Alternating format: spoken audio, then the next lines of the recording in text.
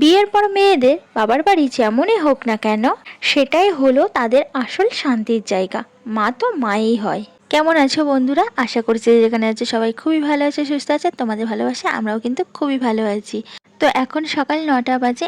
এখন থেকেই তোমাদের সবাইকে সঙ্গে নিয়ে প্রতিদিনের মতো আবারও একটা নতুন ব্লগ শুরু করেছি। আশা করছি আমার এই ব্লগটি তোমাদের ভীষণই ভালো লাগবে।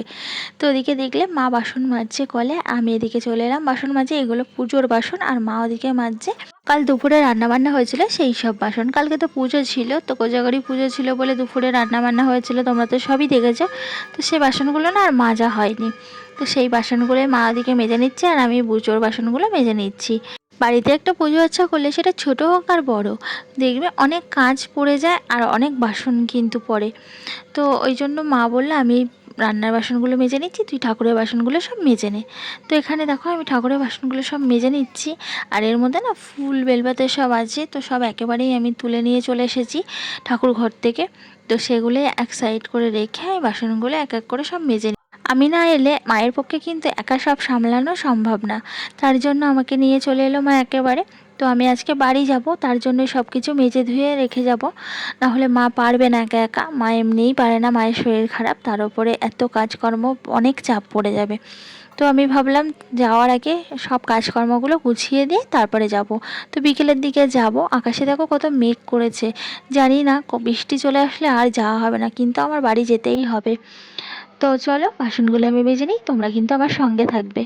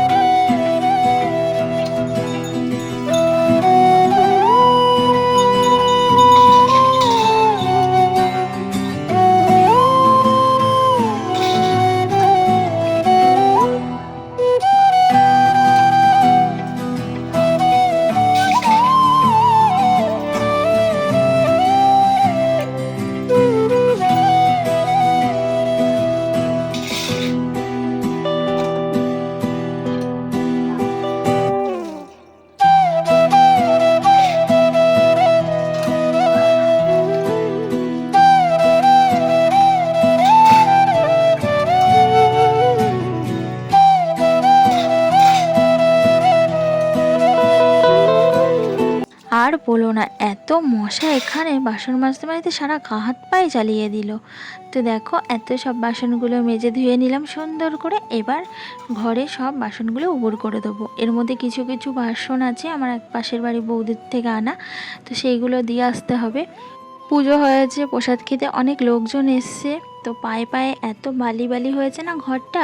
তার উপরে না প্রসাদের জন্য মিষ্টি আনা হয়েছিল, সেই সব রস পড়েছে ঘরের ভিতরে, পুরো চ্যাট চ্যাট করছে। 3-4 বার কিন্তু ঝাড় দেওয়া হয়ে গেছে কালকে থেকে। তো তারপরেও কি আর হয়, সারা ঘর দোয়ার এত বালি কিসকিস করছে আর এত চ্যাট চ্যাট করছে, হাঁটা চলাই যাচ্ছে না। তো আমি ভাবলাম না, ঘর দোয়ারটা আগে পুছে নিই, না হলে না এই ঘর দোয়ারে কোনো কাজকর্ম করা যাবে না।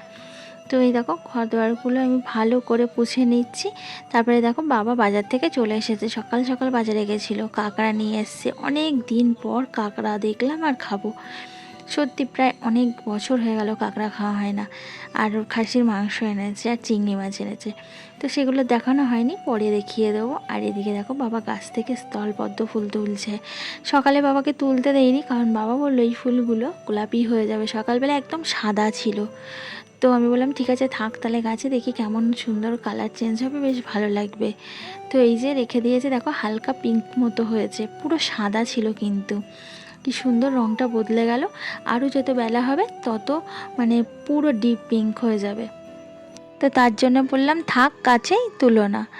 তো এখন তুলে নিচ্ছে, আর বৃষ্টিও পড়ছে, ফুলের পাপড়িগুলো নষ্ট হয়ে যাবে, তার জন্য বাবা ফুলগুলো সব তুলে নিচ্ছে গাছ থেকে। আর এখানে এই গাছটাতে ফুল কিন্তু প্রথম থেকেই পিঙ্ক হয়েছে, ফোটার পর থেকেই পিঙ্ক, এটা কোনো কালার চেঞ্জ হবে না।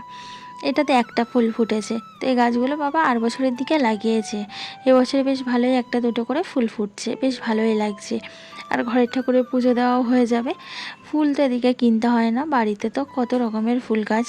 সত্যি গ্রামের দিকে না অনেক রকমের সুবিধা। দেখো কত রকমের ফুল পুজো দেওয়ার জন্য বাড়ি থেকেই পাওয়া যায়, আবার কত রকমের সবজি দেখো বাড়ি থেকেই পাওয়া যায়। আমার বাবা যেমন এই যে সাইডের দিকে ঢ্যাঁড়স গাছ লাগিয়েছে, কত কচি কচি ঢ্যাঁড়স হয়েছে। তারপরে এই যে কচু গাছ দেখা যাচ্ছে, বড় একটা কচু হয়েছে।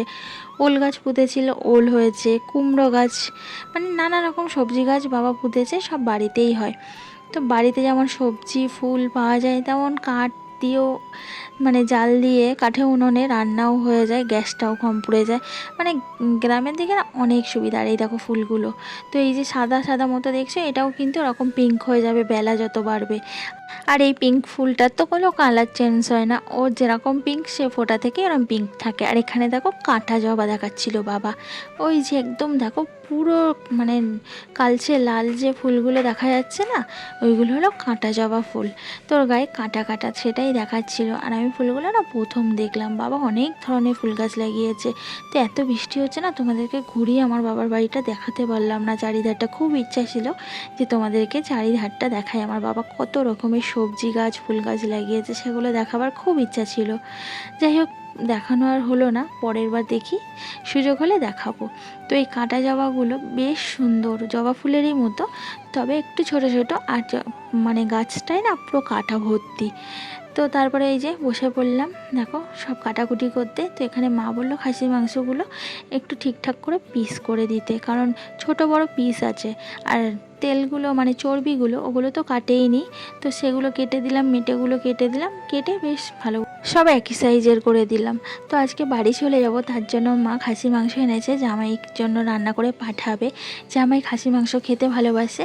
তো আর এখানে দেখো চাল কুমড়ো কাটছি, এটা চিংড়ি মাছ দিয়ে করবে। আর একটা জিনিস এনেছে, সেটাও দেখাবো তোমাদেরকে। এই যে এই হলো কাঁকড়া। তো এই চিতা কাঁকড়া এনেছে, এগুলোকে চিতে কাঁকড়া বলে। এই কাঁকড়াগুলো খেতে কিন্তু ভীষণ টেস্টি। আর এই কাঁকড়াগুলো কিন্তু গোন মুখ ছাড়া পাওয়া যায় না। তো এখন তো পূর্ণিমা গোন, তার জন্য এই কাঁকড়াগুলো খুব উঠছে আমাদের এদিকে, খাল আছে খালে। তো বাবা তার জন্য এনেছে, কিনেই এনেছে, ধরে আনেনি। অনেক দিন হয়ে গেল এইসব কাঁকড়া টাকড়া আমার আর খাওয়া হয় না, তো বাবা পেয়েছে নিয়ে চলে এসছে। তো কাঁকড়াগুলো আমি এখন কেটে দিচ্ছি। আমাদের বাড়ির পাশে বড় একটা খাল আছে, ওই খালে গোনমুখে কাঁকড়া ওঠে পুরো থোক থোক। তো এক সময় বাবার সাথে গেছি, গিয়ে অনেক কাঁকড়া ধরে এনেছি বিয়ের আগে। আর দেখো কত বৃষ্টি হচ্ছে বাইরে, কি করে বাড়ি যাব জানি না, চিন্তায় পড়ে গেছি। দেখো উঠোনটা পুরো জলে জল হয়ে গেছে, কিন্তু এত জোরে বৃষ্টি হচ্ছে, মানে কাঁটা ভন্না বৃষ্টি হচ্ছে। তো জানি না বাড়ি যেতে পারবো কি না, আজকে প্রচুর বৃষ্টি শুরু হয়ে গেল বলতে বলতেই। কিন্তু বাড়ি আমাকে যেতেই হবে, না গেলে খুবই অসুবিধা। আর এই দেখো এখানে কাঁকড়াগুলো মানে হাঁটা চলা শুরু করে দিয়েছে, আর সেই দেখে আমার দুষ্টু কী চেল্লাচ্ছে দেখো, প্রচুর ভয় পাচ্ছে। কোনো দিন তো দেখিনি, আর এই জীবনে ফার্স্টবার এই দেখলো কাঁকড়া। তো খুব ভয় পাচ্ছে, ভাবছে কামড়ে দেবে। দেখো না চেয়ারের তলায় ঢুকে গেছে, ও ভয়তে পাগল হয়ে যাচ্ছে। তো আমি কাঁকড়াগুলো সব কেটে নিলাম। আমার কিন্তু ভয় করে না, কারণ আমার ছোটো থেকে সব অভ্যাস আছে, আমি দিব্যু কেটে নিতে পারি। তারপরে এই যে আমি খাসির মাংসটা কষিয়ে রান্না করে নিচ্ছি, মা ওদিকে বাটা রান্না করে আমাকে হেল্প করে দিল। আর তারপরে বসে পড়েছে কাঁকড়া ছাড়াতে। কাঁকড়া তো কাটলেই হবে না, কাঁকড়া খোলা ছাড়াতে হয়। তারপর কাঁকড়াটা ছাড়িয়ে ঝাল করে নিয়েছে মা নিজেই। তারপরে দেখো আমরা সবাই দুপুরবেলায় খেতে বসেছি। চলো বাড়ি যাওয়া আজকাল হচ্ছে না, প্রচুর বৃষ্টি হচ্ছে। আজকের মতো ভিডিওটা এখানে শেষ করছি। ভালো লাগলে লাইক করো আর কমেন্টস করে জানিও কেমন লাগলো আমার ভিডিওটা। আর যারা যারা চ্যানেলটা সাবস্ক্রাইব করে আমার চ্যানেলটা সাবস্ক্রাইব করে আমার পাশে থাকো। সবাই সুস্থ থাকবে, ভালো থাকবে।